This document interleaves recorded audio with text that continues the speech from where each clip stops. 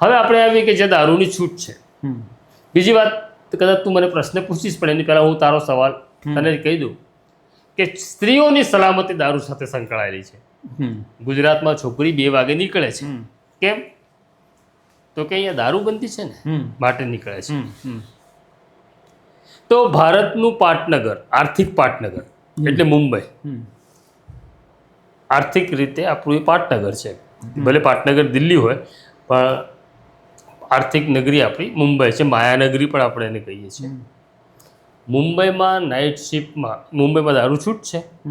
લોકો ઘરે પણ પી શકે છે, બહારમાં પણ પી શકે છે. મુંબઈની નાઇટ શિફ્ટમાંથી રોજ રાત્રે 20 લાખ છોકરીઓ નોકરીમાંથી છૂટે છે. અને ત્યાં રાત્રે છૂટેલી છોકરી સાથે કોઈ દુર્વ્યવહાર થતો નથી. આ ડેટા છે, હવામાં વાત નથી. તો મુંબઈમાં એ સ્ત્રીઓની અસલામતીના રિપોર્ટ તે જોયા કે રાત્રે છોકરીઓ નીકળી નોકરી ઉપરથી અને દારૂ પીનાર લોકો એની સાથે જબરજસ્તી કરી કે દુર્વ્યવહાર કર્યો.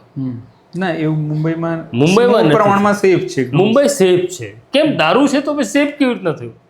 તમે એવું કહો છો ગુજરાત સેફ એટલે છે કે અહીંયા દારૂ નથી, પણ દારૂ કદાચ એવું હું કહીશ કે મુંબઈ કરતાં પણ વધુ દારૂ ગુજરાતમાં પીવાય છે. એટલે દારૂને અને સલામતીને કોઈ નિસ્બત નથી.